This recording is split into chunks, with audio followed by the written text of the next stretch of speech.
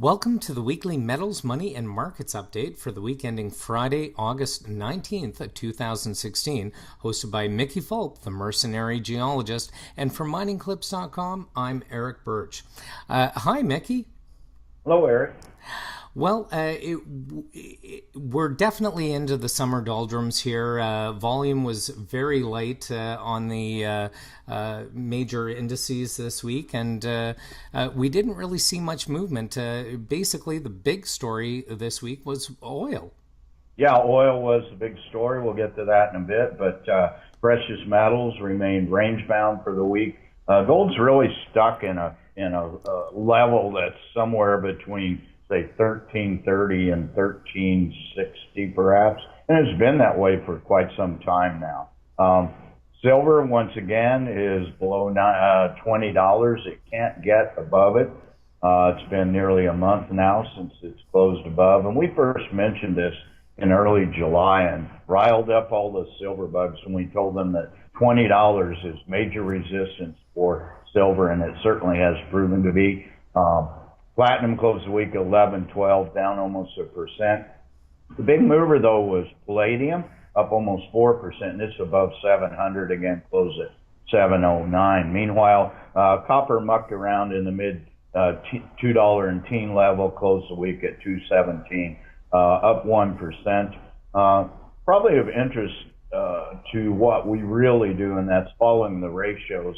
Gold-silver ratio is now pushing 70 again. We haven't seen that since late June. And in energy this week, WTI was up substantially. Well, it was up almost 9%, closed the week on a high at 48.57. If you look back, we haven't seen these levels since the 1st of July. But oil has gone up 3 weeks in a row now. Up, let's see, probably about 17% over the last 3 weeks. This is all due this week to rumors of an OPEC production freeze when they have their September meeting, early September, if memory serves, in Algeria. Meanwhile, uranium flat again at 26 for bucks, no change. It's been mucking around at these levels since basically the 1st of July. Right, and in currencies, the U.S. dollar showed some weakness this week, and I really don't know why. Well, it's weaker all week, and I think it's due to analyst consensus that there's no Fed rates hike in sight.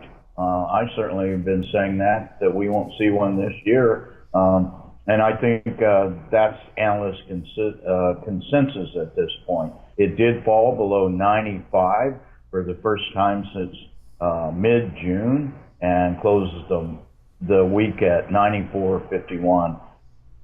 Meanwhile, the euro was up almost 2%, closed at $1.14. We haven't seen that level since early June. And the loonie up almost 1%, just below 78 cents. Once again, we haven't seen that level in 5 weeks, and that probably is due to the rise in North American oil, I would think. I agree.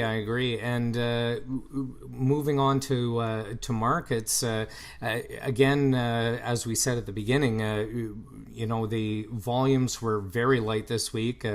We're still trading more or less at all-time highs here, but we really didn't see much movement in the markets this week. No, we really didn't. All major U.S. markets set new all-time highs on Monday. Then they dropped off and remained flat for most of the week.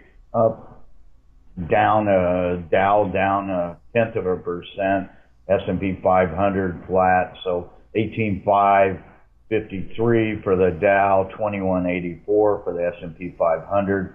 Once again, the Nasdaq set an all-time high, closed the week at 5238. That's 8 weeks in a row with the Nasdaq up, and that's quite a run. We haven't seen that in a long, long time. Meanwhile, the Toronto Venture Exchange broke its 7-week run of 52-week highs, closed at 833, down a few pennies, basically a 0% change. But once for the first time in 8 weeks, a 52-week high not set.